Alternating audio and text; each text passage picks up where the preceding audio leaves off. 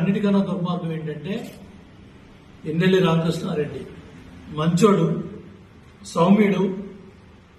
అక్కడ ఆ బూత్ లో ఓట్లు పడితే ఈవీఎం ఎందుకు పగలగొడతాడు అన్నాడు. అంటే ఈవీఎం పగలగొట్టడం అనేది అనైతిక చర్య, చట్టవిరుద్ధమైన చర్య.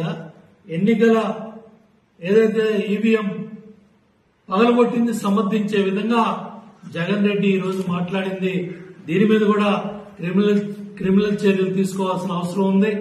దీని మీద కూడా ఇవాళ ఈవీఎంలు పగలగొట్టింది సమర్థిస్తా కూడా మాట్లాడింది కూడా కేసు పెట్టాల్సిన పరిస్థితులు ఇవాళ జగన్మోహన్ రెడ్డి తెచ్చుకున్నాడు.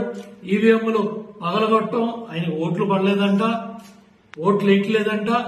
అందుకని ఈవీఎం పగలగొట్టాల్సిన పరిస్థితి వచ్చిందని ఇవాళ జగన్ రెడ్డి ఈవీఎంలు పగలగొట్టిన పిన్నెల్ని సమర్థిస్తూ మాట్లాడుతున్నాడంటే ఎంత తెగసాడు రాజకీయాల్లో అర్థమవుతా ఉంది. కాబట్టి తప్పకుండా ఇప్పటికైనా జగన్ రెడ్డి వాస్తవాలు తెలుసుకో. నీ దగ్గర పనిచేసిన అధికారులు, నీ పేషీల్లో పనిచేసిన అధికారులు, మీ ప్రభుత్వంలో సలహాదారులుగా పనిచేసిన అధికారులు, వాళ్ళ సిబ్బంది, ఆ రోజుల్లో పనిచేసిన సిబ్బంది డాక్యుమెంట్లు కావచ్చు,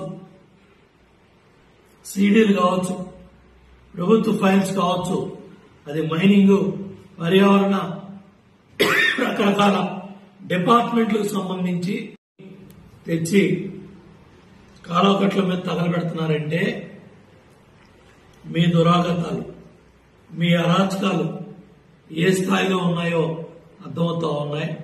ఎన్నికల ఫలితాలు రాకముందే ఇంటెలిజెన్స్ కార్యాలయంలో ఆ రోజు పోలీస్ అధికారులు, మీతో అడ్డగాగిన ఐపీఎస్ అధికారులు, మన ఐసీలు, డీసీ స్థాయి అధికారులు ఆ రోజు సిఐడి ఫైల్స్ తగలబెట్టారు.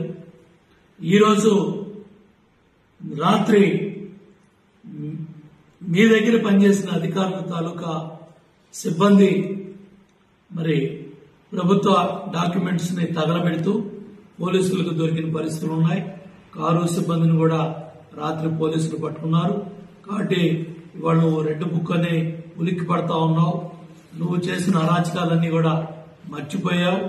రోజువారీ విచారణ కూడా మంచి జరుగుతుందనే ఇవాళ ప్రజలు పెద్ద ఎత్తున మరి ఓటేసి కూటమి ప్రభుత్వానికి అధికారం ఇచ్చారు. ఇవాళ చాలా క్లియర్ గా ఎందుకు ప్రజల ఓట్లే లేదు, ఎందుకు వైనాట్ 175 అని 11 సీట్లు పరిమితం అయ్యావో దాని మీద ఆలోచన చేసుకోకుండా ఇవాళ ప్రజాప్రభుత్వం, కూటమి ప్రభుత్వం అధికారంలోకి వచ్చి సంక్షేమ కార్యక్రమాల్ని సమర్థవంతంగా అమలు చేయడం ప్రారంభం చేస్తే వారం లేక ఏడో లేక ఆ పథకం ఎప్పుడు ఇస్తావు, ఈ పథకం ఎప్పుడు ఇస్తావు, ఎస్ అన్ని పథకాలు కూడా ఇస్తారు, జరుగుతాయి. ఏదైతే సూపర్ 6 లో భవిష్యత్తు గ్యారంటీలో ఏదైతే చెప్పారో చంద్రబాబు నాయుడు గారు, కూటమి ప్రభుత్వం అన్ని కూడా చేయడం జరుగుతుంది.